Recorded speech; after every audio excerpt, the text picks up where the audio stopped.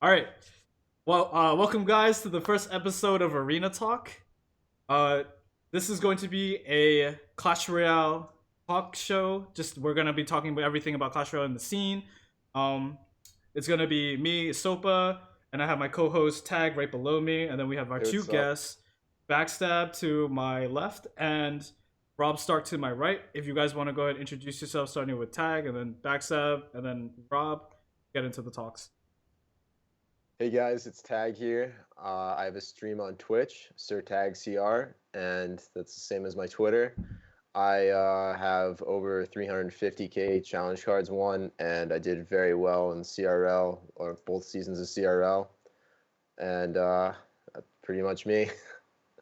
All right, Backstab. Hey, I'm Backstab. I also stream on Twitch at Backstab_15.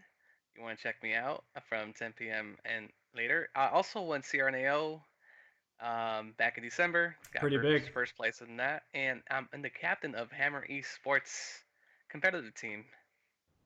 Hello. Hey, what's up? Rob Stark on Reddit Troopers on Mastery Team. Did CRL, RPL, 125k cards won. I don't stream Twitch. Yeah, that's about it. Okay, so all of the information for them, like Jake's stream, Backstab stream, all of the Twitters are right below us. I'm gonna put all the information inside the description if you want to go ahead and follow them. So let's go ahead and let's get on to the talks. Uh, so there's been a lot of big splashes with Nova recently in the scene.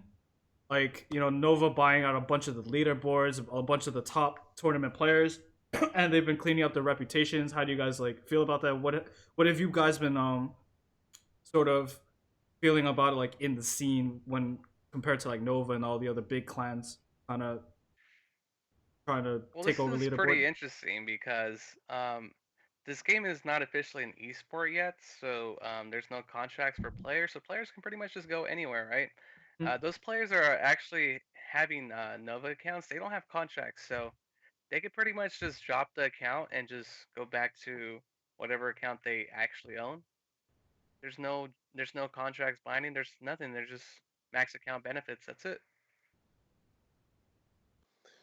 I mean, there are contracts.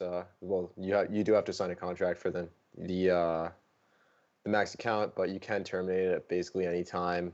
I actually did join Nova. I have a personal account. I didn't need anything from them, but I think a huge reason why a lot of people are starting to join Nova over a lot of other clans or leaving their original clan is AY has developed sort of a great community for streamers and amongst other benefits for pay if you finish high enough in the season. Um, it's and he just really supports the community a lot more now. And Nova did stop win trading like recently, and that was one of the reasons why a lot more people are starting to become okay with joining Nova. They all share battle logs, or if you ask for any top player battle log on Nova, Trevor will give it to you, and that was one of my big things about why I joined Nova. Everything's legit now, and there's a ton of opportunities, so that's why I joined it. Yeah, I think it'll be interesting to see how many other clans try and follow suit and follow what Nova's doing.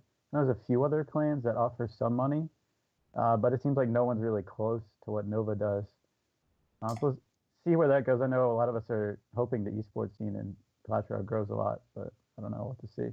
Yeah, there's like currently no real money in the scene yet because it hasn't like been. It just doesn't have like the competition, doesn't have the tournament. Right now there's no real thing. I think Nova probably is the closest thing, but we have to like remind ourselves that it is being funded by a person probably like as a hobby. And Yeah, Nova is not officially like an esports organization. They're just like no. one guy has Yeah. money, he gives you accounts. That's pretty much it. That's um, what Nova is right now. It's just something for pleasure. Yeah. Yeah. So like we've been seeing a bunch of players being picked up by them, most notably Marcel P recently having just tweeted this like his tweet just saying like I'm joining Nova because of My maxed account, like I have my own personal maxed account, but I actually can't keep up with the people on ladder because I just can't get level 8 epics do challenges. And like how do you guys kind of feel about that? Like, what do you see in the future of Clash Royale? Understanding that people who can max it through their own ways, like, gonna take a ton of money.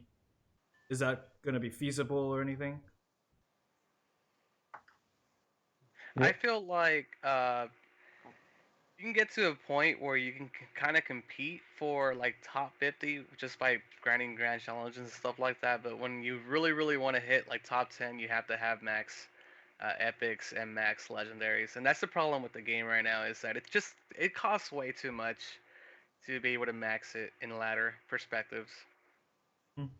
Yeah, I mean, I have 370K challenge cards and 60K from tournaments, and I'm still not fully maxed out on epics. My lightning was level 7 last season. It really hurt because you're not able to lightning log a mini P.E.K.K.A on offense. So it really didn't allow me to run a lot of the decks I wanted to.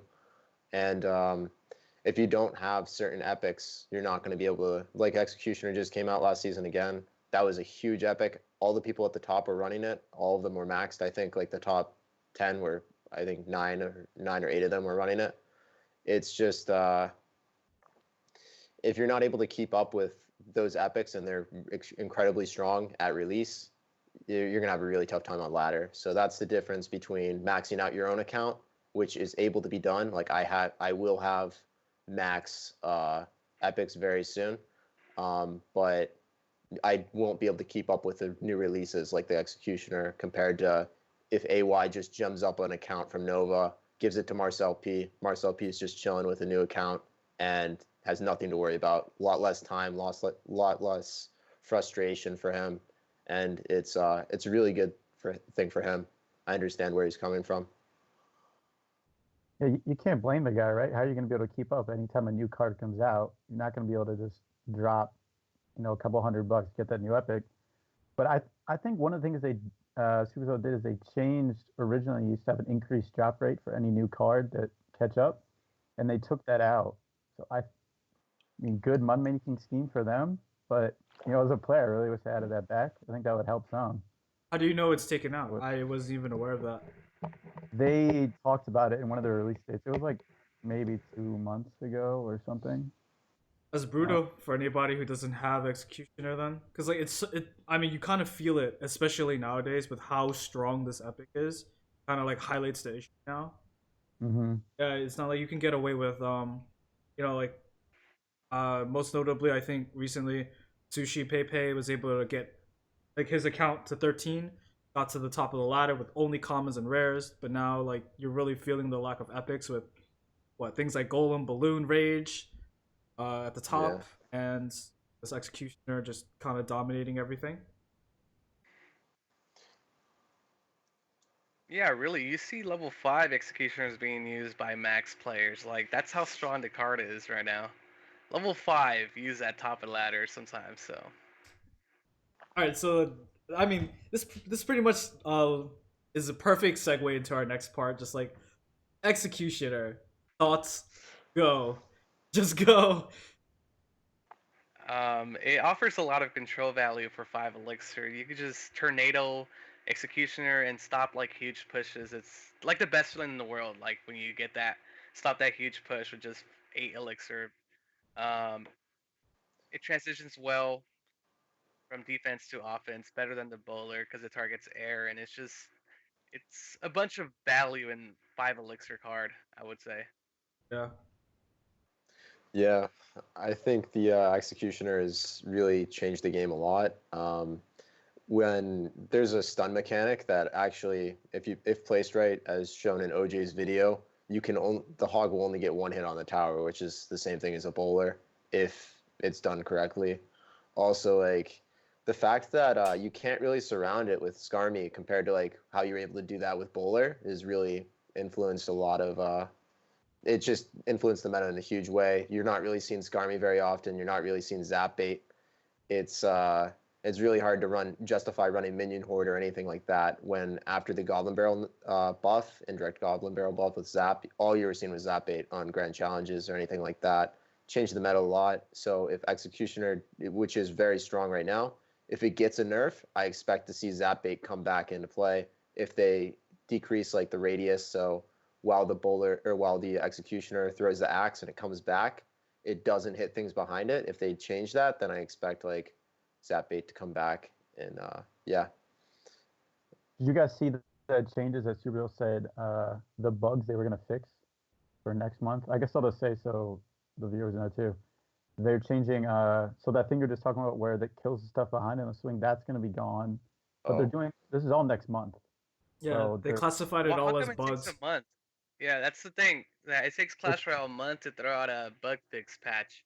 Yeah, and then they're Do you taking think they off just the want people to stunt just too. buy Executioner while it's good?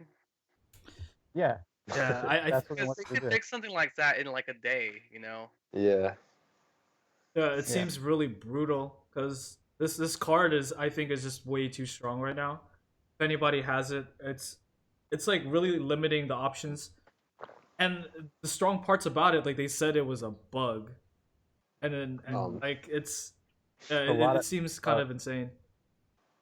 Yeah, I don't know how did you not notice that? Like you have to test it. Yeah, did they not test it?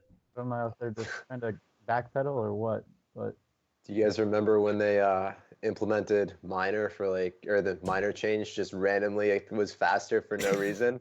oh yeah, It seems like the same thing right now. It took Yeah, forever for them to fix it too, and the minor became so it's strong. like 2 months. Yeah, Like an Yeah. unintended buff. This card came out and like right away it was super strong. I don't think a single card had this kind of impact right away. Like, the Mega Minion took a little bit of time to get used to. Princess maybe. Same thing with the Graveyard. It took like a month to get forever. used to as well. Yeah, but this Executioner was picked up within a day and everybody just The went first ham with day, it. like Yeah. I got 312 and O's with it. I was just like amazed by the card, man. Yeah. Well, those gem packs help too. You get it near turning max right away. Yeah, definitely. I mean, with the card, with how it's affecting the meta, like what kind of decks are you guys using in, ladder, challenge, competitive play, which other ones you guys want to talk about? I'll start out with the giant beatdown deck that runs Prince in it. It's a really fun deck. It has Executioner to back up the giant and just clear up the pathway for the Prince. So they're running like Skarmy or anything in the air. The Executioner will take care of that.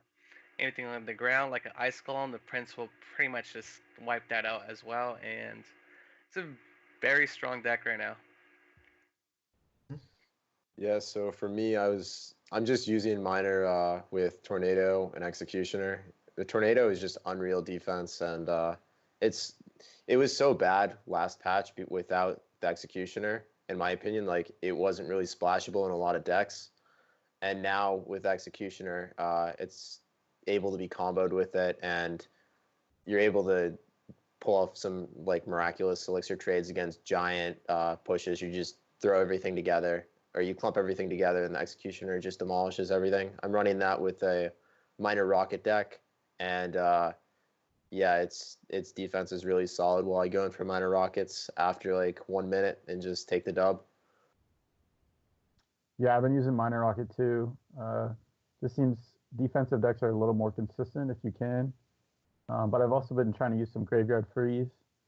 It just seems one thing the Executioner does is it kind of takes out some of the like small stuff that was good versus graveyard. Like there's still some minions, but as you're saying, you don't see much Skarmy, don't see archers really. So graveyard has a little bit in that, so I've been trying to use that, and it's working pretty well. Yeah, I found the Execution so good against Graveyard. If like you have to play really well with Graveyard against it, you can just place it behind your tower, and the bug mechanic will just clear out all the skeletons popping up behind it anyways.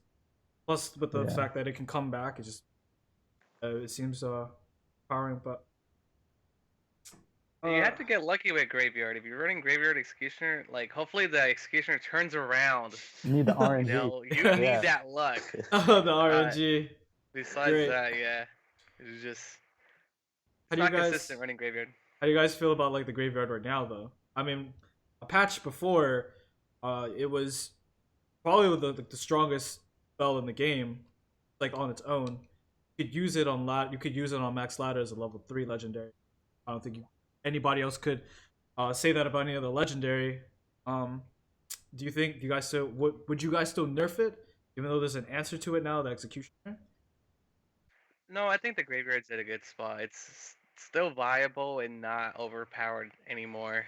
People just run one counter to it nowadays. It's not really seen anymore. So my thoughts on it are like if you're running Graveyard Fireball, it's generally not a good idea anymore.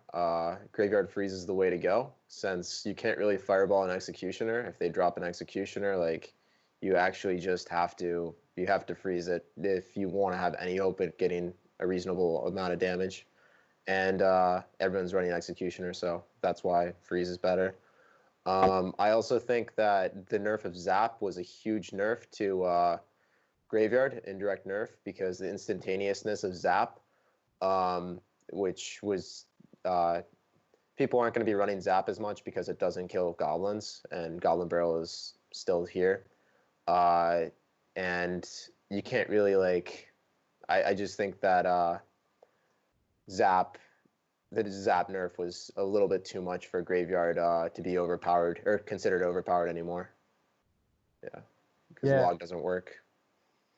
That's true. Yeah, I think right now it's fine. I think the biggest reason is definitely Executioner, in that it can counter Graveyard pretty well. You can't Fireball it, you can't just like kill it right away. Whereas before you could Fireball or Zap pretty much all the counters.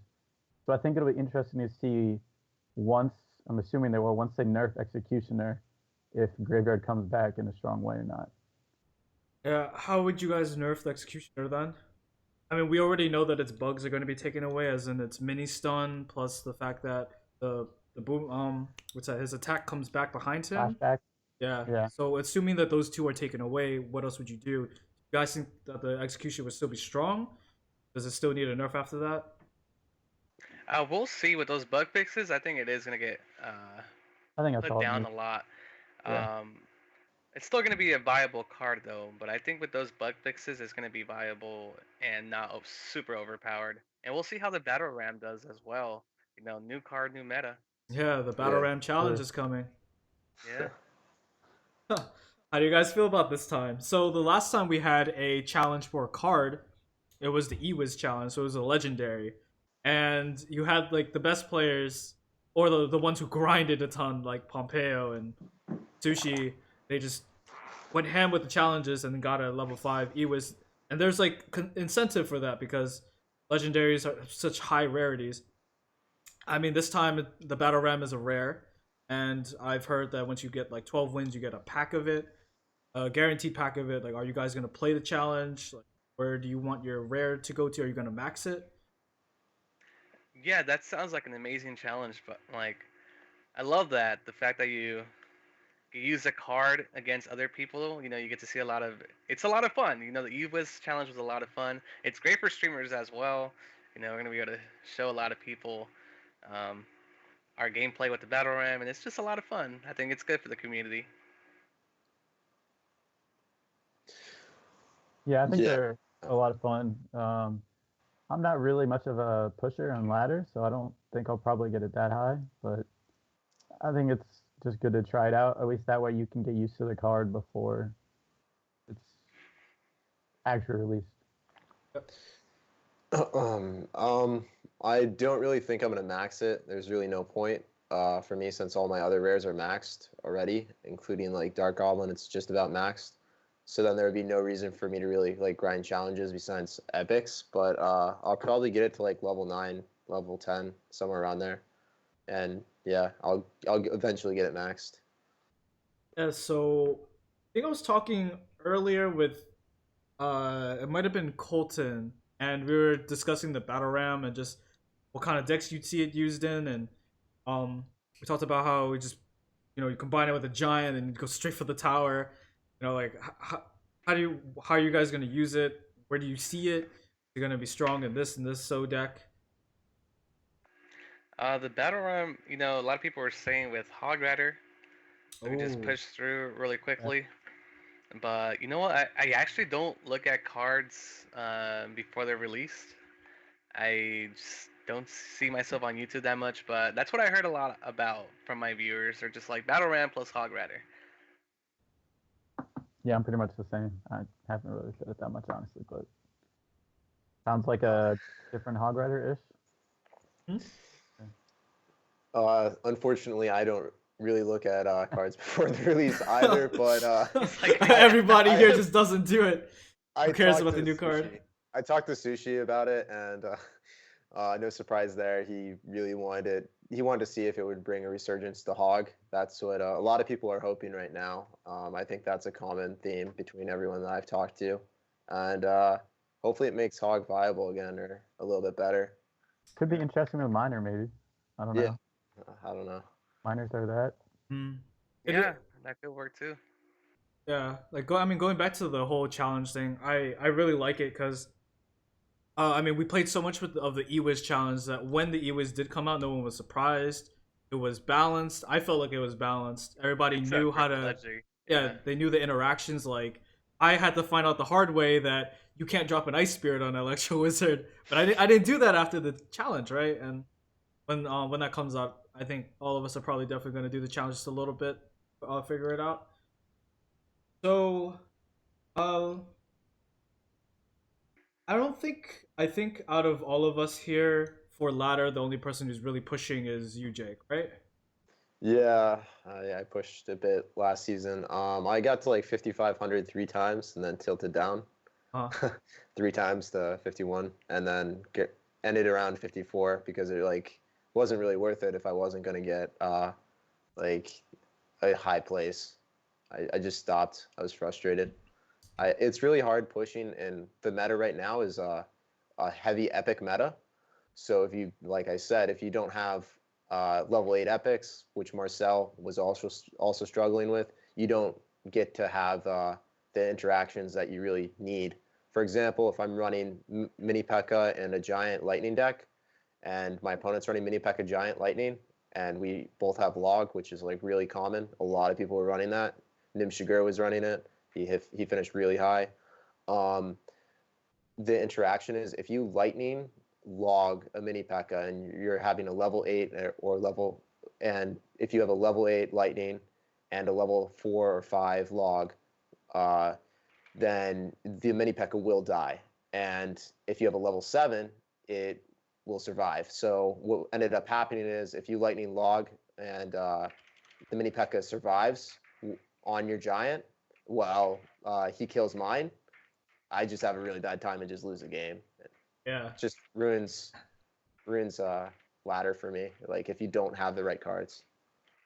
So in terms of ladder, I've kind of noticed that ladder lately, like the last season, it became really, really competitive. And I've never, before that, I didn't even think about ladder as a place where I wanted to really play. Now all of the competition I think is up there, or at least the majority of the competition.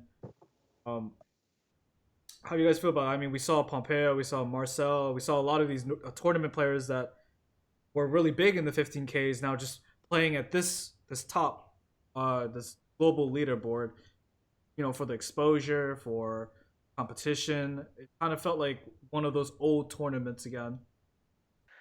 It definitely is more competitive than it was before. Back in the day, it was just like win trading to the top.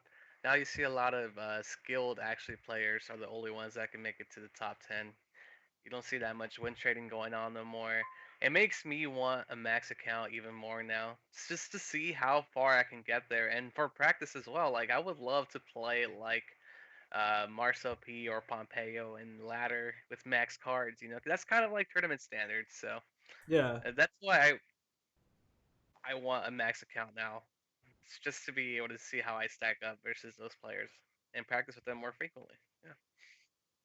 I think that's like personally what I'm missing. I've been I mean, I'm sure we all do a lot of challenges here, and I kind of feel like challenges aren't cutting it in terms of just practice. I want that other like realm.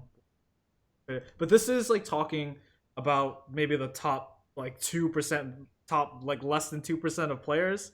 You know, we are really specific and narrow. I'm sure that a lot of people will watch this are just like playing ladder at 4K, 3K, maybe even 2K.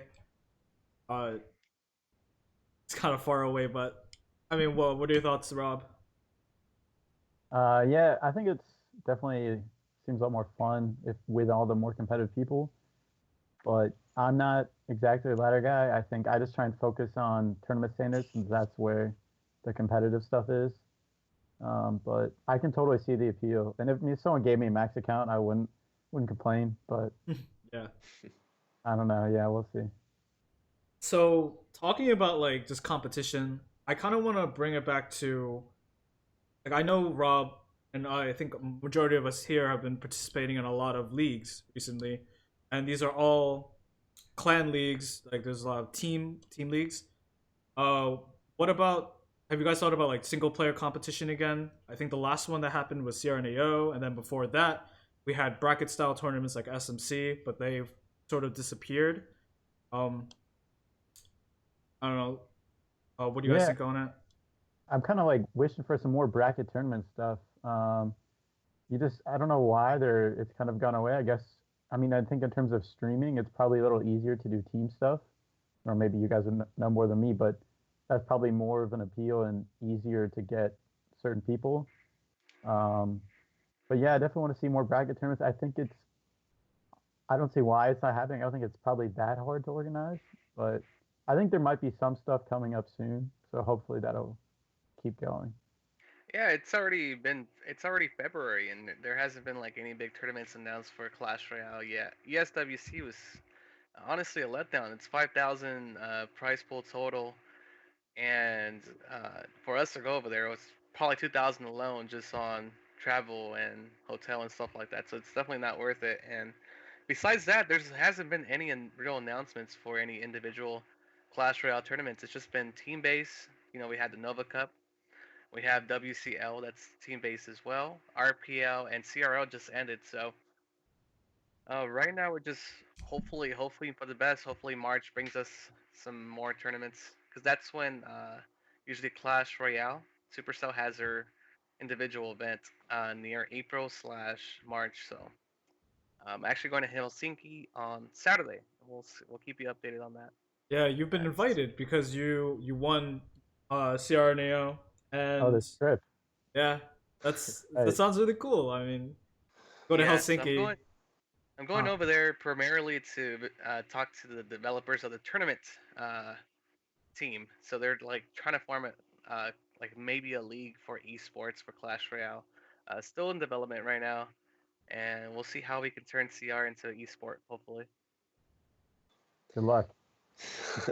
Yeah. it's almost there. It's pretty much there. We already have like team jerseys for like Elite Gaming, Nova Esports, Yeah. Hammer Esports. We just need the actual league like League of Legends. Like they have a league like summer league and a spring league, and they have people. NALCS, all that. Yeah, something like that. I was Or thinking, so like, all right, from what we've seen in esports lately, what kind of system would you want to see it implemented for CR? In Overwatch, which has been growing a lot by Blizzard, they've decided to implement a franchise like league, as in there's going to be country teams. You know, so you have like a USA team, you have a Portugal team, you have a Korea team, right? And Hmm. these franchises will be able to pick up players for their team and have them compete in like these leagues.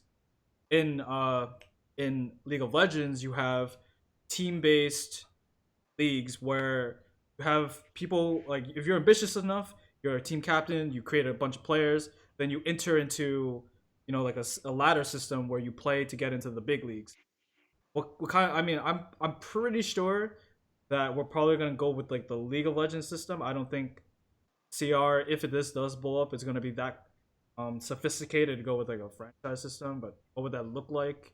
Uh, I mean, I would prefer both. You know, have a uh, national team plus, like you know, Uh, I think the League of Legends they actually do like an All Star event where they get all the All Stars from each country and make them face each other. Like we could have events like that plus the actual regular league in the USA. That would be super lit.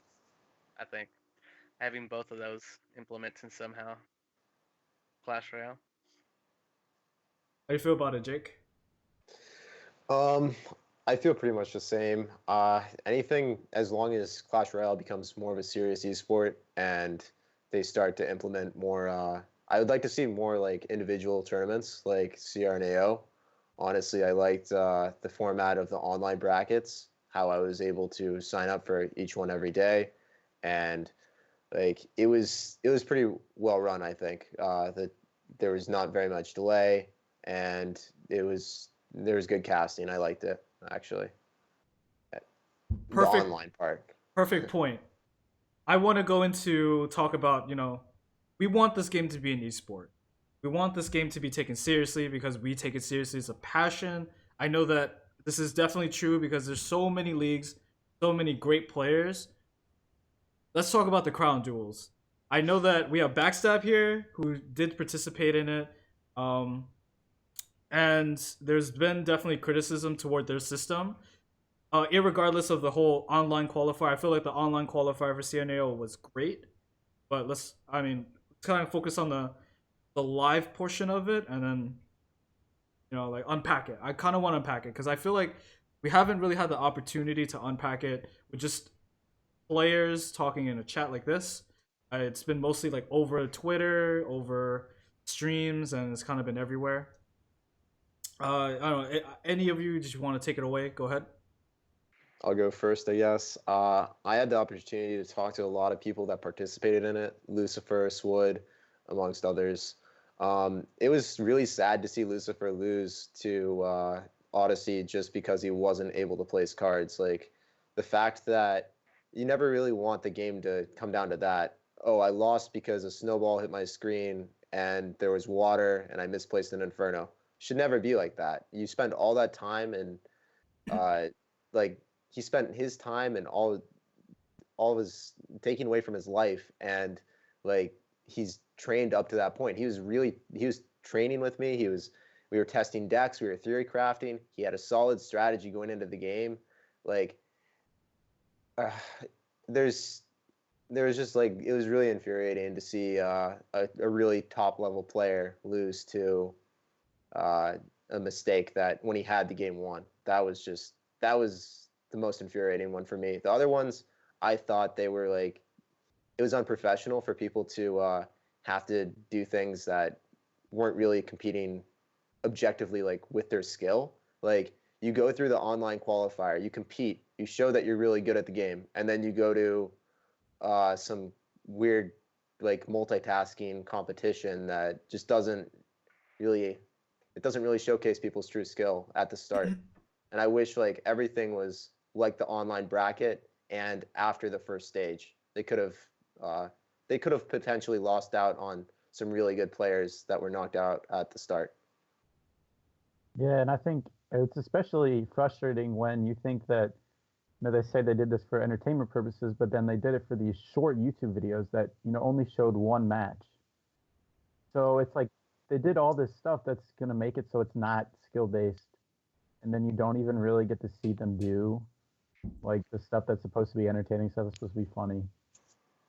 I don't know. I thought it was questionable, but I think hopefully they'll learn from that and, go in a different direction going forward. Yeah, the actual company that it was totally different from NGE. Let's go. NGE is like the serious esport one. They did the online one, and that was perfect, right? That's the one that Tag was in. It was well managed, and then Malsador took over. They are a Hollywood company, so their goal was to entertain viewers.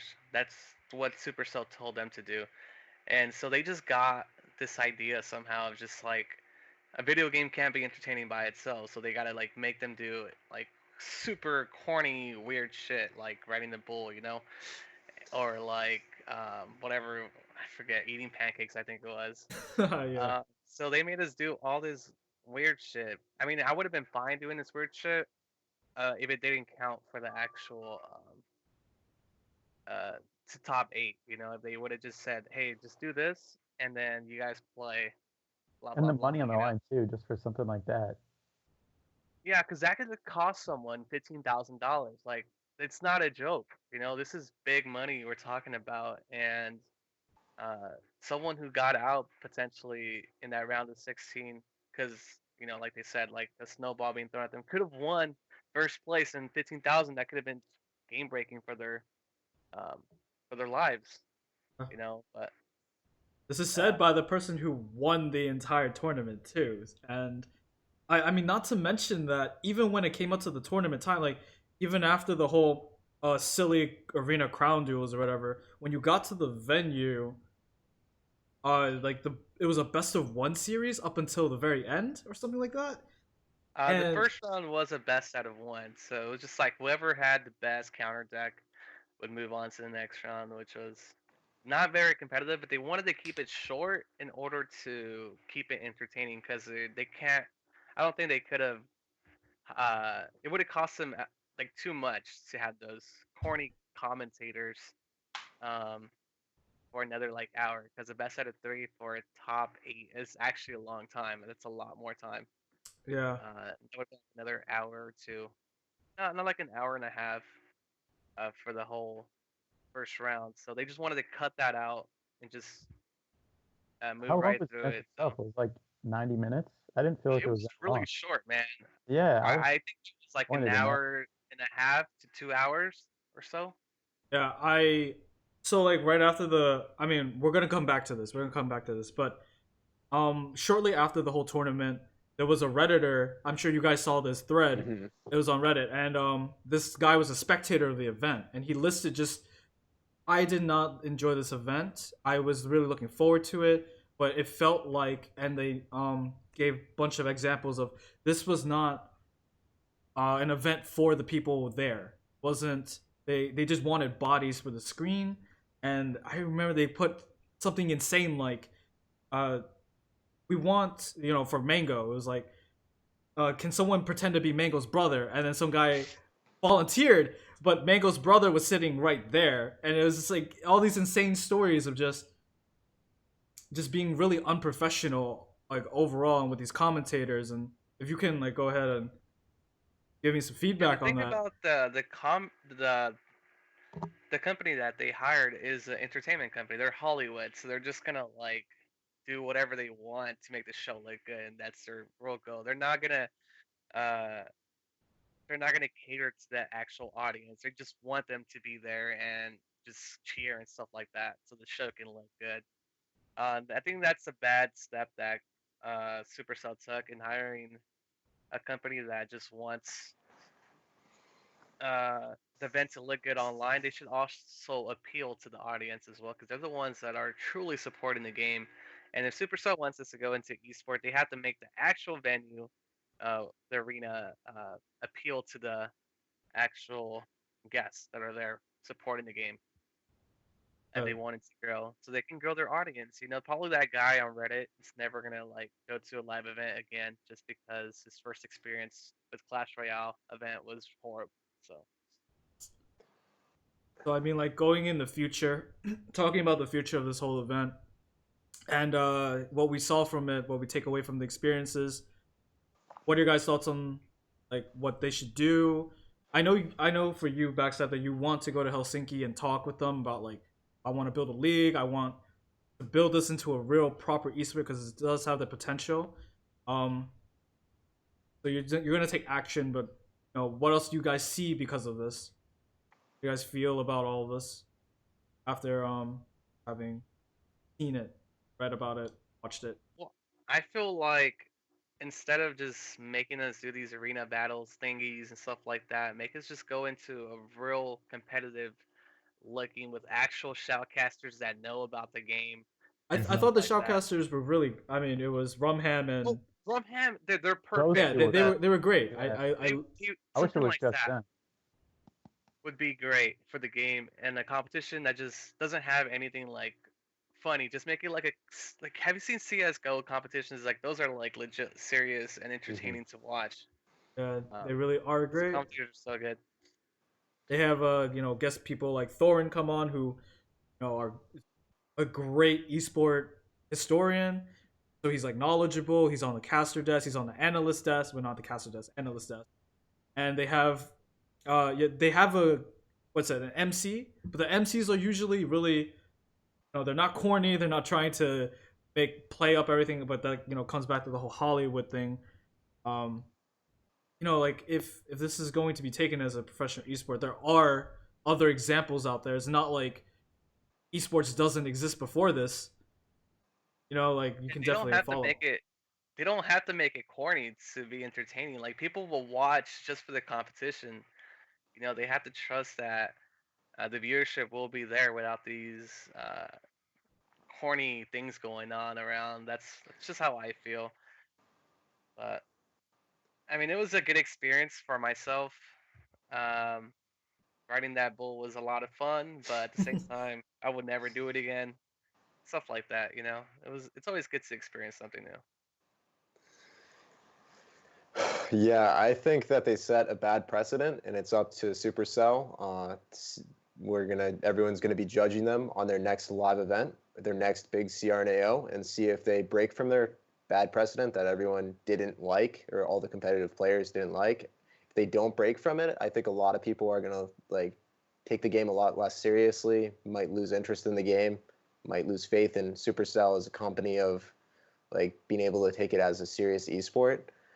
And a lot rides on their next big tournament. Also, a few other things that I think should be addressed was definitely potentially them losing out on some top players that went to the event, or could have went to the event, Trainer Garrett. He didn't feel comfortable signing a 24-page document or something like that. It was a Including 32 page. The unfortunate thing about Garrett is that he didn't sign it because he didn't feel comfortable. But after that, they revised the contract, and it actually was a lot more lenient. But he still didn't sign it though. I'm not sure why. That's just personally on him. Yeah, maybe he wasn't able to take away time from college or something. Yeah, But and I met Trainer Garrett in person. Great guy though, by the way. yeah, he's really chill. Another thing is the 18 and under and people playing qualifying or going for Lupanji won the tournament, right? He knocked out a ton of great players along the way. What if one of those players won the game? They should be screened, or there should be a way of determining if a person in that bracket format, at least in the top 16, they shouldn't be able to go into the top 16 at least if they're not able to get the money. There was time between them qualifying for the top 16 or whatever it was, I don't remember, before the live matches that were actually streamed. Supercell could have been oh, Lupanji, you're actually in France. We need to verify if you're actually able to collect the money. You're not, and you're not able to go. Oh, we're not going to deprive other people that you're going to beat of the opportunity of qualifying.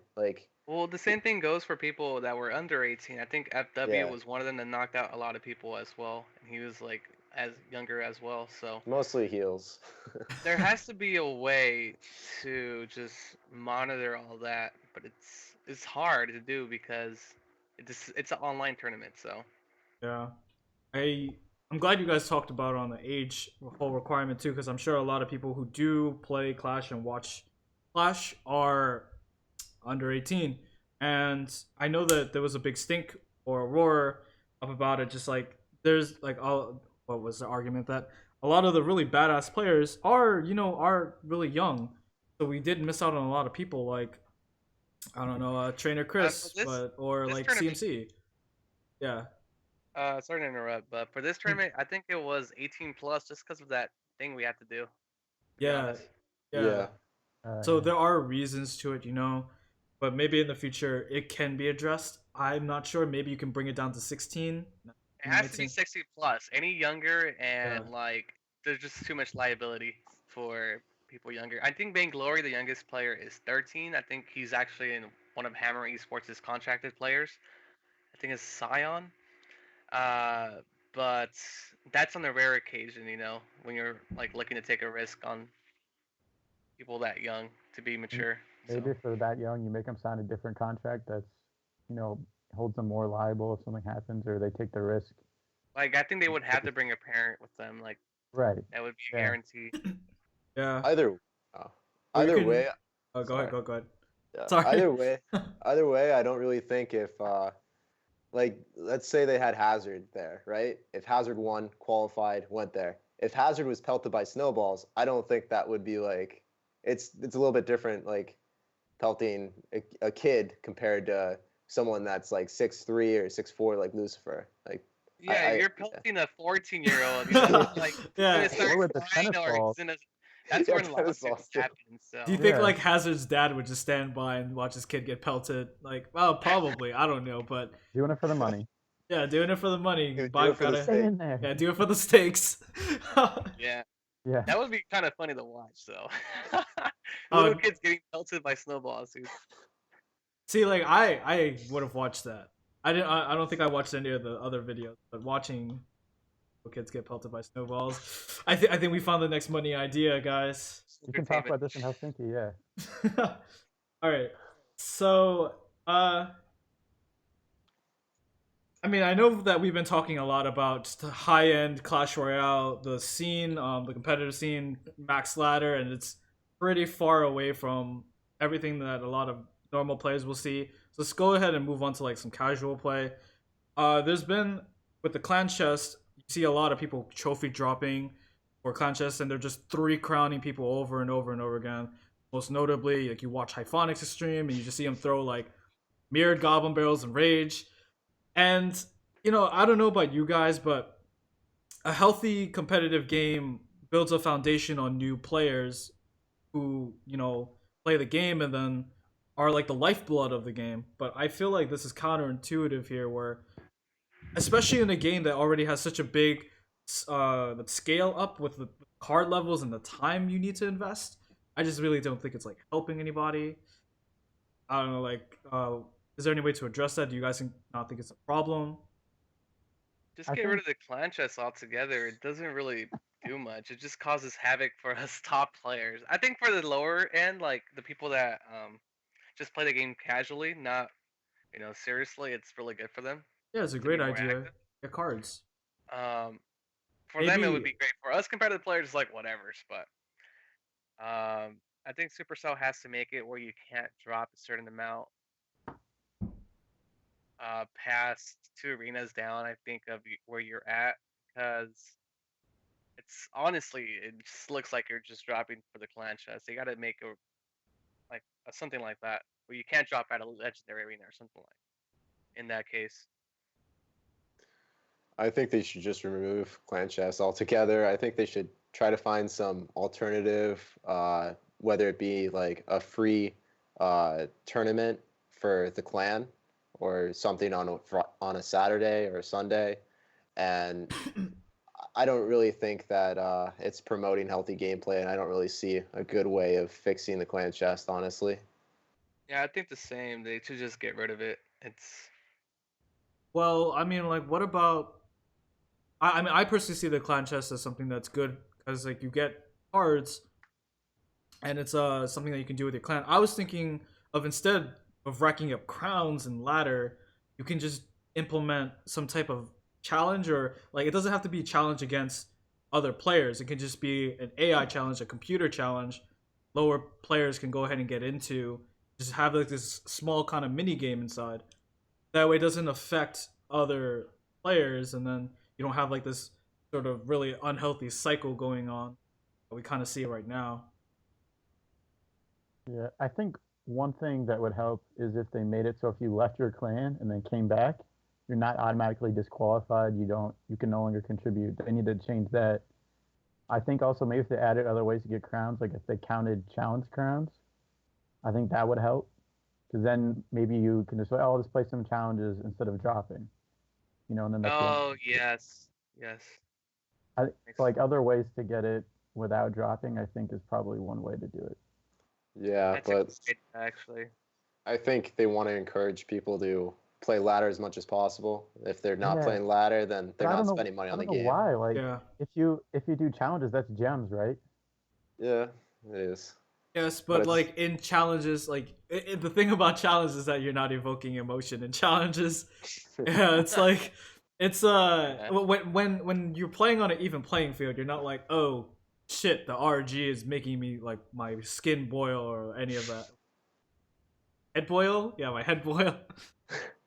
You feel more level headed, but when you're in ladder, and I'm sure a lot of people can attest to this, when you meet a level 13 RG as a level 11, it gives you more incentive to be like, damn, that giant chest, that SMC is looking real good right now.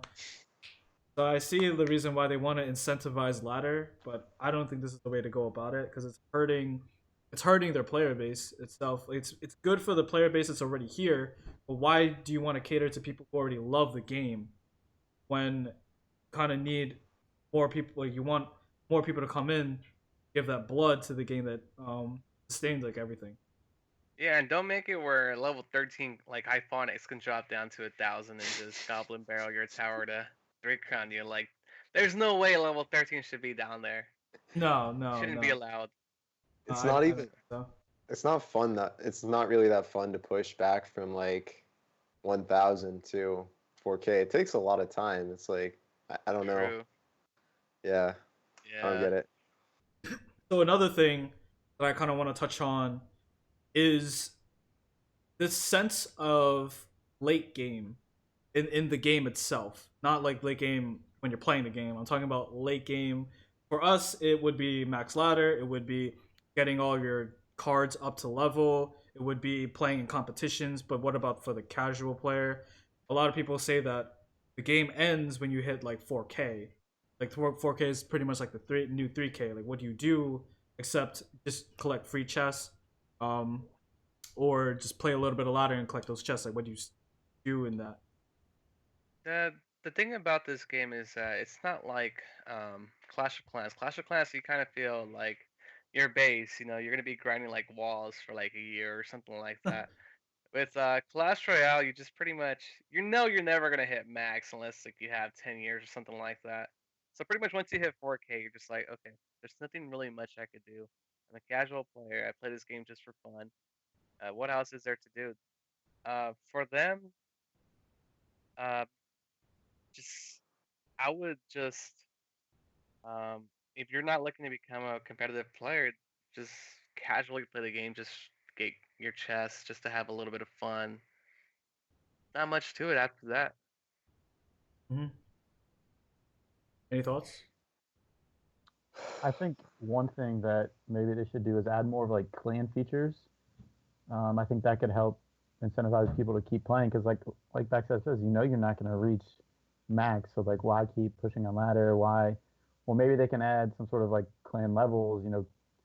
However many crowns takes to get certain clan level, you get whatever perks, request more cards, or maybe you unlock different like game types in friendly battles or something. I don't know.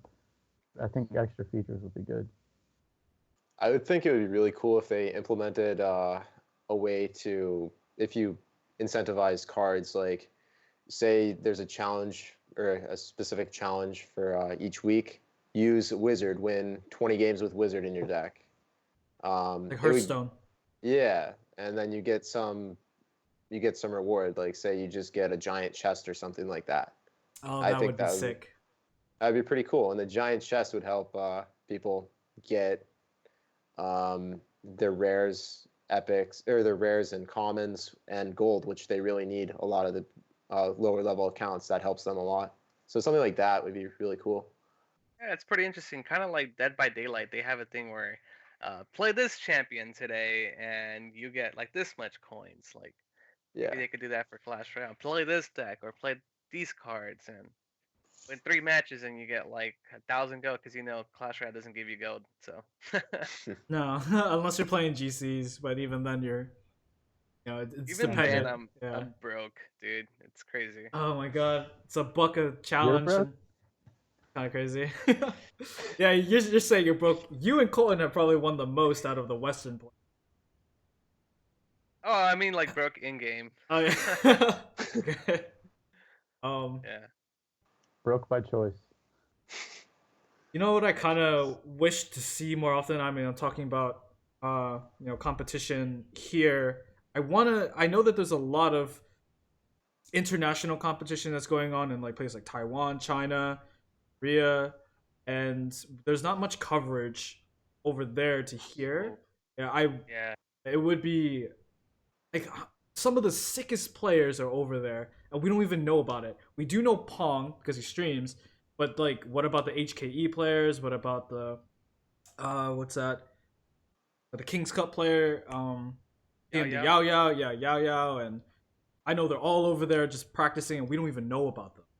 That's what's the That's crazy the crazy part. thing, that you have a whole other completely different scene over there that's probably 10 times better than our scene, and You that don't no even one know even it. knows about them. Yeah. Where's the coverage at? Does no one speak their language or something from here? Or like, how can we know nothing? Like, we need to get someone that knows the scene over there and just give us information. Um, we have nothing, no background. When is the next 100K tournament? You know, Yeah, like, that's the and thing. We don't know about these things. If there was $100,000 tournament, maybe we would fly out there. yeah, but we don't have it. There's no communication. There is Um, none. Yeah. Even at yeah, high ladder, you can't even tell who they are, honestly. Like, a lot of people are just playing on different accounts. Like, you don't really know who's on what account at high ladder. I'd say, like, even top 200 last season, 200 accounts, I bet you less or around 100 people were playing on those accounts total. So, like, 200 accounts, 100 people. That's probably the amount Yeah. of people. So, like, I don't know who I'm playing. Like, if it's actually HKE Larry or something, or if it's someone else. Like, maybe the account doesn't have a name change. Can't tell. Yeah, we need more information about that scene, because their scene is going to be huge or way bigger than our scene. Just Yeah. the amount of tournaments they've been having is crazy. it's. I mean, it's like time and time again that it's always like Asia as the mecca, especially China with its amount of population, always like funds huge tournaments like Dota, which I've seen by the way. There have been people who talk about self-funding tournaments for us in the Dota fashion, where people can attribute to a prize pool. That's why it's so huge over there. But it'd be really cool to have like a bridge from here to there and there to here, where we can I don't know, like participate in their tournaments and they participate in ours. I like honestly, seeing Yao Yao just be dominant throughout the entire Kings Cup, like I like that. I like seeing that. I I don't like the fact that he came over here. Like, all the popular players from Asia came over here, and then we don't really have the chance to go yeah back and strike over there because we have no information from them. Um, we need to get that information so they can strike back. You know, they came over here, they dominated. I think they won ESWC, they won the Northern Arena, yeah. they won Ming is so good. Kings Cup, and they won like pretty much every tournament over here. And then we never fly our players to China to compete because we just don't know. Yeah. So they know about Yeah. us, we know about them. That's What the best. about the Shanghai tournaments? I think that was the only thing that I can remember that people were invited to go to, right? Yeah, Like, but it was like completely by accident. Everybody yeah, found these like Shanghai yeah. 15Ks, yeah. and people would just You play weren't in it for supposed the to. cards. Yeah, you just had to place and then you qualified. Yeah. You have to get like number one. But... Actually, no. To actually get invited over there, you have to be from. I think it was from China. Oh, To be rip. one The of those. SHC Yeah. thing. Yeah, the Yeah. SHC. They sent me a message. Yeah. Oh, really? Yeah. I mean, I couldn't go, but I wasn't gonna pay to fly over. Yeah. Oh, see. Yeah. Yeah. Yeah. So we need to get info, EsoPa. That's your job. Me being the, I mean, I'm in Philadelphia in the USA. I cannot speak Chinese. Let's go ahead and find another bridge. I'm pretty sure I'd just be a troll trying to go over, find it. Imagine, dude. Like, EsoPa, me and you, we get flown out there, and we just compete and we win the whole thing. Like, come on. I'm sure there are better players than me who could go out and rep USA. I feel like I just get wrecked. I can't even play on an iPad. Try. How would you feel you would do in the live stage? Oh yeah. I'm telling you, I'm bringing my entire desktop and setup. I'm gonna say, all right, yeah. It's like, have you ever walked You into? only play on desktop. Yeah, have you ever walked into like I don't know, a Starbucks and seen that guy with the Apple like desktop set up in the corner? I'm that dude. I am gonna be that guy. Hey, for your job now is to set up a donation page and look for like a tablet or something like that, and then Elgato, so you can practice like that, dude. Oh god, I really do wish that in the future, this game, I mean, can be played on either one of them. That they would support it. I mean, I do lose a lot of my just accuracy if I'm not playing on a computer. I'm not sure about you, Backstab. I mastered both already, and you can too, dude. You got to start Like if you're gonna go to any live events, you got to Yeah. start now. Just get used to it. Ugh. Ugh. That's my Hmm. advice to you. Okay. Spam top your cards. Yeah. So talking about like these insanely highly skilled players that we don't know about in Asia, what about the players that are here? Are there any players that are kind of coming out to you that no one knows about, or players that are high profile that you can kind of vouch for being really insanely good? I'm gonna start off. I would say that one of the Reddit Trooper players that Brian no, not Brian. Johnny? Yeah, Johnny. I feel like Johnny, That's what I was gonna say too. yeah, is like really under what's that? Appreciated? No, Underrated. yeah, underrated. He's like really underrated. Every time I see him, I know he's pretty young, but he plays super well. It's always really consistent. And Yeah, I played versus him too. He's a pretty good player. yeah, Definitely. like you don't really see people talk about players unless they're really big or have a personality. I like to give some recognition. What about you guys? I have a player that I think he's really good. He's not in Hammers, so this goes a long way. Diego B.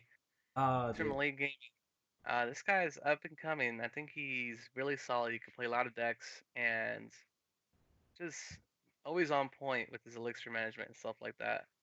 Also, Marcel P, of course, Hmm? one of the top players as well. Of course. Carried Really blown us up. in. Yeah. He carried the Oh, crap yeah, out of he's us. good, right? Yeah. And another person that I really think is good, is from Hammers, is Marcus35. He has won a Super Magical Cup, I believe, but Yep. besides that, like he's always been really solid in the team, stuff like that. So I think he's up and coming as well. I think Jordan from EG, and he's also been playing on some Nova accounts, is really solid. I think he's so clean. He's so clean. Doesn't make very many errors. He's really analytical about his gameplay. I've played him a lot. He's one of the people that I've struggled against on ladder. I watched you lose to him playing Golem. Yeah. Yeah, I mean, he played really well. Yeah. Other person that I think is actually top 3 in the game is Saint Belican. I think he's really, really good. Oh yeah, Pelican's a beast. I would definitely put him top 3 in the game, at least on my list. I think everyone knows about him, or a lot of people know about him, but people don't really talk about him as one of the best players. I think he's really far up there. He was to give a little bit of background info on St. Belican, he was a really strong giant player in the 15Ks back in the day. Everyone knew him because he always plays consistently like high. And nowadays, you don't really see him that much if you're not in the competitive scene because he's not really participating in leagues. He's just pushing ladder, and he's always at the top at the end of the season. That's really hard to do, considering that like ladder has been getting more and more difficult. It shows consistency. Yeah. Yeah. I agree. Belican's always been a top player. I haven't seen too much of him lately yet, though. Maybe because I just don't push ladder that high. But I did see him win in WCL like 2 weeks ago, and he played really good. So. Any player in your mind, Rob? I was gonna say Johnny, but since you took that, I'm gonna say someone on my Master GG team, Blue Shadow 91, also known as Mike. He's a really solid player. He played really well in the CRCS tournament recently. And then also Geo on our team. He plays a lot of different decks. He's like makes a lot of interesting decks. Oh yeah. Yeah. Geo makes some interesting decks. Really aggressive player. But it's kind of been toned down recently. He's gotten a lot better. Yeah, definitely. So, Yeah. I know we talked about the. I think this will probably be our last topic, but I know you Oh, guys. before that though, our last upcoming player is EsoPa though. You know, great player, definitely gonna improve on his tablet and be the best in the game, no doubt. I just like can't like. All right, the thing that I have the most trouble with about on the like tablet. I of course I used to play on the phone on the tablet before I streamed, and I got onto the emulator. But just the fact that my finger is in the way, the fact that like I can't just instantly see something, and the fact that oh my god, this is the one that trips me up the most. Like battery and Wi-Fi are so big. I No, just don't want to worry about that. You Right? get the 10% notification. Shit, I need to drop something. Exactly, and What- I just don't really want to go. I mean, I'm you playing on have a really Ethernet. shitty phone, and you know your 10% only lasted like a minute. That's Yeah, the worst. and then the phone 5% turns coming off. soon. I think the worst thing though is having the red bar. What about having your phone or your phone is relying on data and Wi-Fi? Your computer, I assume, is plugged in using Ethernet, right? Yeah. You're not having any issues. Oh no Yeah. no. Yeah, you haven't experienced lag yet. I mean, I have like there are times when it lags and it sucks, but it's very rare compared to someone who is playing on a train and then goes through a tunnel and then well there goes your 12 win, right? Facts. When I play on the bathroom at work, man, whenever You're in the opponent bathroom drops, at like, work. Oh, all right. everyone plays the bathroom at Yeah, work. you're right? looking at your hairy legs, just like, huh? Well, Hey guys, exposed right now, guys. His employer is watching him. Rob is Taking a douche, exposed. you all know. You gotta do something. I That's why swear, it takes so long. the Always Wi-Fi is been a like sap. worse in there, and they'll drop a troop, and my phone will like freeze for a second. They'll be like, "Oh, I know they dropped something. Okay, now," and then I see it. Yep. And then my tower's Bro. gone. Well, Bathroom struggles, man. oops. Yeah. So, getting back to the last topic, I think we talked a lot about like single player competition, you know, CRNAO, SMC, and all that. What we want to see in the future. But what about the competitive leagues that we really haven't touched on, like WCL, CRCS?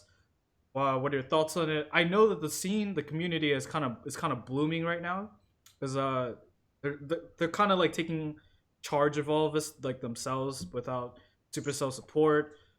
What have you seen? Is there anything you want to see improve? What do you like? What do you want to see in the future? I don't know if Jake, you can go ahead and start. Oh, sorry, go ahead. Yeah. So Which want to go like this way? I want to start with ESL or the thing that Surgical is a part of.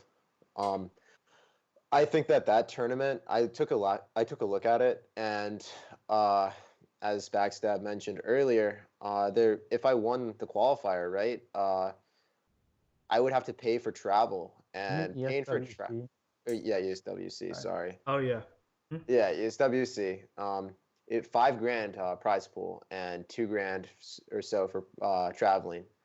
In doing so, they're not gonna get the top players from all around. If you want to get the best players in the best competition, you want to be providing transportation and traveling expenses. You got to cover that for the players if you want to have any enticement, or that's got to be taken care of for sure. Or there has to be a huge, overwhelming prize pool where people are willing to risk it.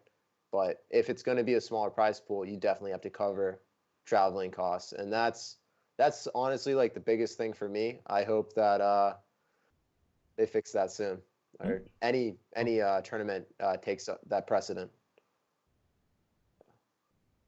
I agree. The price pool is just not big enough, and they don't cover travel. They covered travel. You know, we would have gone just for the sake of just visiting Paris and stuff like that. But Yeah. Well, how come like they could pay for the ESWC before but not now?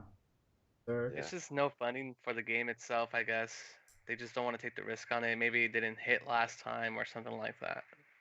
Maybe they saw Supercell do bad with the entertainment and the Crown Duel. I'm like, Not a ripple effect. I mean, we could sit here and just think about it all day, but I'm pretty sure we won't know unless talk to them themselves. Yeah, probably just funding. One other thing that I would also like to see, all the major events have been either in like Canada or Cali. I'd love to see something on the Northeast, maybe New York, Boston, somewhere where a lot of people just haven't really seen a PAX lot of East. great players. Hey, Yeah, let's make a tournament for PAX East, man. I want Yeah. to see something Legit. there. With the chats and stream and stuff like that, we can make Yeah. our own funded tournament. I mean, I know I'm gonna be there. I'm gonna be paying for 2 days, Yeah. probably Friday and Saturday. It's I'll gonna be most in. likely be there too. It'll be in Boston, Yeah. so I mean, it's not that far. It's on the East Coast, like 6 hour drive for me. I know you're already in. You're already there, Jake. Yeah. Brian, are you gonna be there? PAX East. A lot. I think a lot of us are gonna try and be there. Definitely. Yeah, I think so too. Where is it? Definitely, as long as they're. Well, I Boston? think in PAX West there was a In a month. actual tournament. Oh, there was. Yeah, it's in March, right? Yeah. Yeah. So you gotta get your tickets It soon. was actual a Clash Royale event in PAX West, but they horribly ran. Like I Mm. saw this stream and it was just like so cringy. The players were like really newbie and stuff like that, but it was for $2,000. If I would have known that, I would have gone. No, and just Not like advertised. Take advantage of it. it's not advertised. Like if they can actually advertise a Clash Royale event in PAX East, that would be huge because PAX East is like really big, and that's where all the legit gamers go. And seeing a Clash Royale event for all the legit gamers, it can get a lot of new fans and stuff like that. So I mean, it'd be really cool to definitely like support the grassroots movement. I think this is a grassroots, just like, if it does grow big, I mean, we're gonna be at like the ground zero of it, right? And if we can just show that game can be huge, or just run something properly once, have it grow, we'll definitely go really far. But yeah, I mean, PAX East is awesome. Can't wait to see all of you there for once. Something on the East Coast where I don't have to like fly all the way across the country to go see you guys. yeah, definitely it's gonna be a lot of fun, dude. You gotta get some drinks or something all together. How old are you, Jake? 20, not 21. Oh, Yes. Jake. Oh man.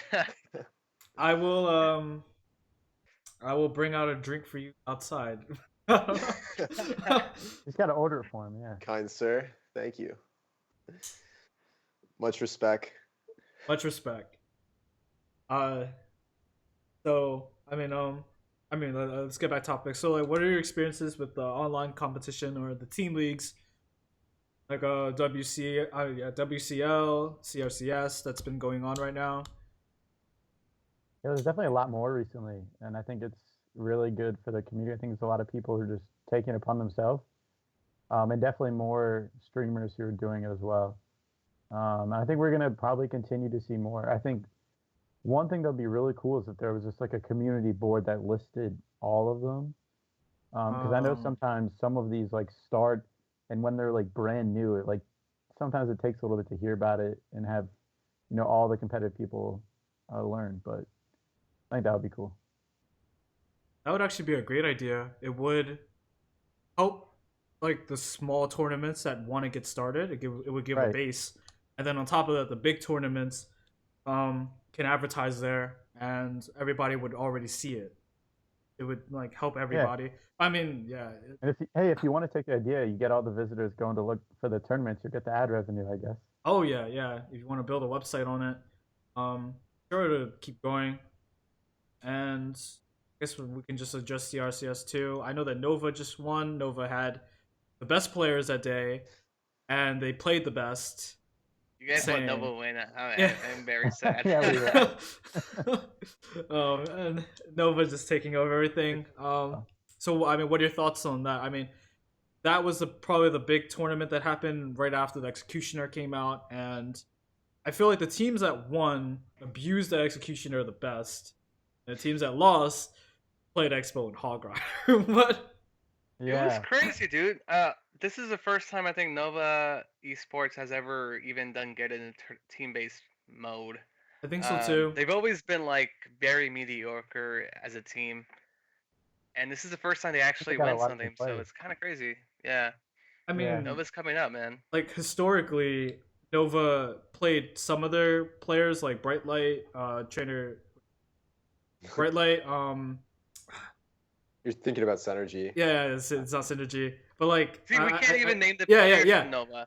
But like in the beginning of CRL, in the beginning of the competitive scene, Nova historically has always imported their players, aka I think they had Izaporon, they had Pompeo, Trainer Chris went to Synergy, not there. See, Papeo is synergy as well. Yeah, Yeah, there was yeah. Synergy. So it was Synergy like, Like, see, imported. and the fact that Pong we too. can't Pong name was the- there. Nova players is huge. Pong was All the- synergy too. Oh, okay. Yeah. Yeah, so there was a bunch of imports, but they never did well because they never had that, team captain or anything like that. And now we see that they did really well, and the person that piloted the captain of the team was Adam, and he had, like Andre, he had Wizard on the team, and this time they like showed up, did really well, and Oh, really? Wizard was on the team? yeah, it was Wizard. Yeah. Wizard beat Colton twice in a row. Feels bad. Yeah, man. it feels bad, and Wizard is really good. oh yeah, Yeah. he's like hugely He plays underrated. good decks. If Yeah. you I if think you he's see him, honestly one of the best, dude. oh The yeah, dude gets 12 every time in GC. Every time, no matter what deck. it's insane. I watch him and I'm like, you finish games before they even start. It's like I don't remember, but I don't remember exactly when the graveyard came out. He was one of the first people to play like he played this weird minor graveyard musketeer knight deck, and I just saw him play GC after GC after GC. Didn't drop a single game, and he would legit just take a tower off of one push with that deck, and it was mind blowing. And now he played this like Cycle RG against us. He played Minor Balloon. He played. It's like every time he played against us was a different deck. This is Yeah, like he's- it's They're scary. nice decks too. They're not decks that you guys like. They're not I think that's one of usually the meta. players It's we mind should have games. said Yeah. Yeah, as a top 3. That's true. Yeah. yeah. So definitely another player to look out for. I should have probably. I mean, for me it would definitely be like Johnny and Wizard. But Mhm. yeah, like Can you imagine how scary Nova would be if they actually, instead of just contracting these ladder players, they would actually get them all together? Yeah, I mean, just like just think of Yeah. the list right now. Well, by the way, I'm just saying this because Nova can. I think Nova's and like probably like Arab Union or something are the only real clans that I think are paying out money, which is a 50 a good kings. incentive, yeah, like 50 kings.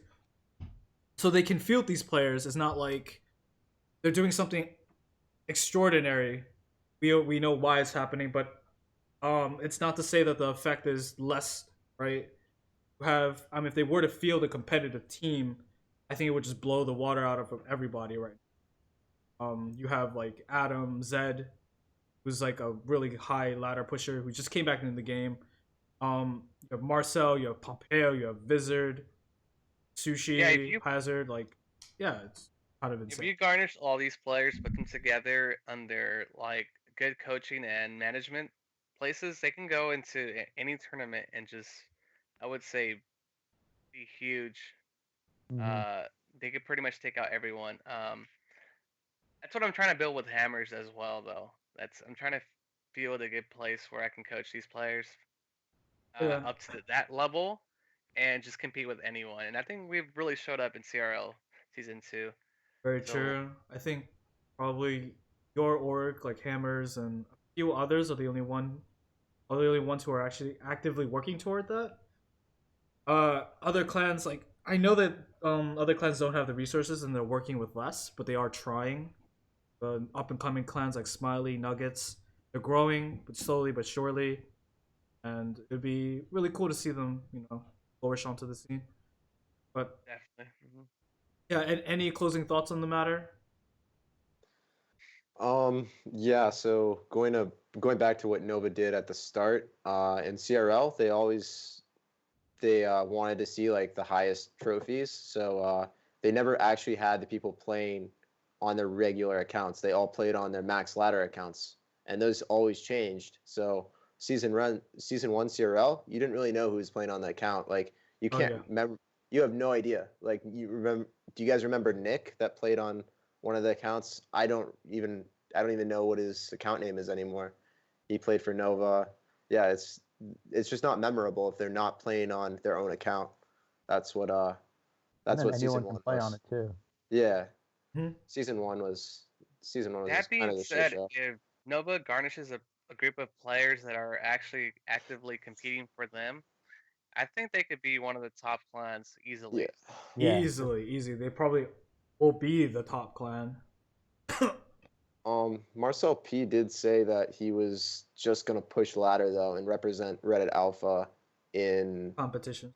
competitions. So there's that to consider as well. Like, Also, you got to consider the fact that a lot of people have left Reddit Alpha, like a lot of their members. I'm not sure how in what kind of state they are in now. think it Like was like Dark Jar Jar, right? Is Dark Jar Jar still with Reddit I'm Alpha? not sure. I think it was like Xadian. Yeah, he left. Did Xadian? I think there was another one like Saul. He got kicked out quite a while. Patriots is leaving, and I think there was like one more. Yeah, that I I can't mean, remember. notwithstanding, Reddit Alpha is a stacked. I can name. yeah, If you walk into Yeah. the clan, you have like Tin. I think Belican is staying in there, just like in the clan itself. You Woody. have Ty who's up and coming. You have on more Ender is really good. level 3 Expo wins. Yeah, level 3 Expo, Oh, yeah. 1 CRNAO. Oh, man. Yeah, So you like got to look at the fact, like, what's going on with Alpha, because a lot of their members have left in the past week. And same thing with every other clan. You know, you got to see how they're doing. Like the other week, we had like a huge fight with Hammers as well, because you know the BM happened in WCL, and tensions were rises. We worked everything out, but you got to see how these other clans, these top clans, because a shout out fight to can Surgical. happen and the clans can break like quickly. PKO. So Really, things are always changing. Yeah. I think people Also, like- are like looking around for their best prospect. Like Mortal Kombat is pretty much dead because Colton left. So that clan is pretty much out. I would say they're not going to be able to garnish a team for next season CRL. Stuff like that, you got to look and see how the other teams are doing as well. When you see the precedent of someone leaving a big clan, like for example, Hazard left Synergy. I left Synergy after Sushi then followed. Like people are leaving clans, and it kind of sets a message that like there's something better out there. And when you're leaving a clan, people start questioning it, and people start looking around after they see other top players leaving their clan. So Another Yeah, it's kind of a example was trend. like Silent, Yeah. right? yeah, You guys remember that? One All person craps. left and they all left. Yeah. Yeah. Although Silent has been able to Some of them came rebuild again and again.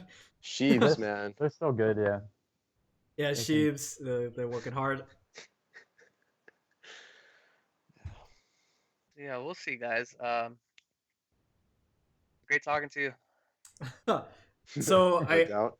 guess like so if you guys like have any shout outs you want to do, Jake, we can go to Backstab and then Brian. Go ahead and shout out like your stream, your Twitter. I'll make sure to Yeah. post it all in the description so everybody can find you guys, like what times, I don't know. So my Twitter is at SirTagCR. My It's gonna stream all be is below, right? In Yeah. the overlay. Mhm. my stream is also twitch.tv SirTagCR, and I'm a part of Nova. You guys can catch me on Facebook, and my Facebook's on my Twitter. You guys can just ask me or tell me when you add me, and I'll add you guys back. And I'd just like to shout out everyone that's part of my Discord that always practices with me: Sushi, Hazard, All Crap, all those guys. And that's pretty much it. It's a lit Discord. All right. Yeah. Backstab? Shout out to my clan Emery Sports, of course, for just housing this great environment. To all my viewers, I love you guys. To all my fans, love you too. And to you guys for having me here. It was a great talk. Definitely. Really great talk. Brian? Rob. Oh, Rob. Sorry. I said Brian. all Hey, good. I don't know why. I just said 3 different names. On Skype, your name is He's in my Corey. clan. Rob, and then I said yeah. Brian. Yeah, go ahead. Sorry, Rob. It's all good. Shout out to my family, Reddit Troopers. Love those guys. My team, Master GG. Those guys as well. Thanks for having me. It's been awesome. I do have a Twitter if you guys want to follow. At Rob Stark RT. Yep. Yep. Thank you everybody for watching. This will be. I'm gonna keep doing these shows with my co-anchor Tag. We're gonna be inviting more people on. Sometimes it might just be us two. It might be 4 people. It might be 3 people. But we're gonna try and do this bi-monthly or just monthly, depending on how much content there is out there. Unlike huge esports, there isn't that much going on in Clash until like a live event happens or something happens in the community. We talk about balance changes, etc., etc. But guys, like this, like, comment, subscribe, share it throughout Twitter, Facebook, I don't know. And yeah, thank you guys for watching. See you guys next time.